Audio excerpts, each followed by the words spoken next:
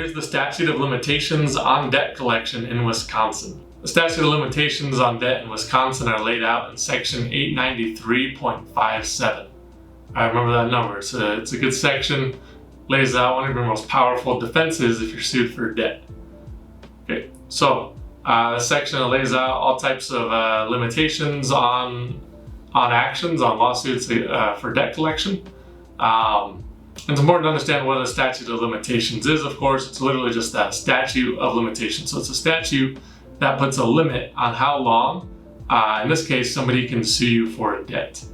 So if the statute of limitations, for example, is like 6 years, and if somebody tries to sue you at year 7, then it's up to you to bring that up as a defense in court and basically say, hey, they can't sue me because now it's 7 years after and statute of limitations is 6 years.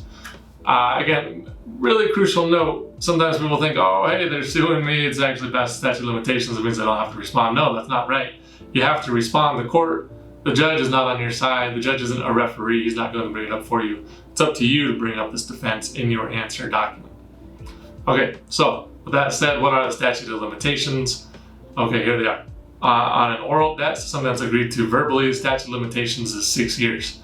On a written debt, something written down, it's 6 years. On mortgages, it's 10 years, right? So if you had a house and you aren't paying, you defaulted on the mortgage, people can sue you for it 10 years later.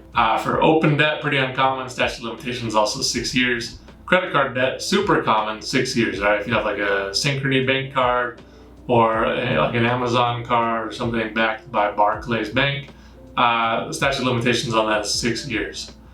Auto loans, 6 years. Court judgments, what's a court judgment? It's what happens if you lose your lawsuit because you didn't answer. That's a court judgment. That means they can come after you for another 6 to 20 years, right? Because it kind of depends on some factors, but up to 20 years. Okay, so when does the statute of limitations clock starts ticking?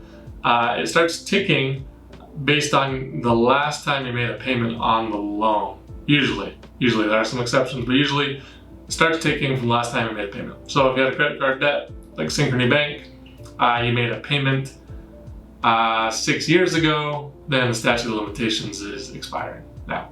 Great, so that's the statute of limitations in Wisconsin.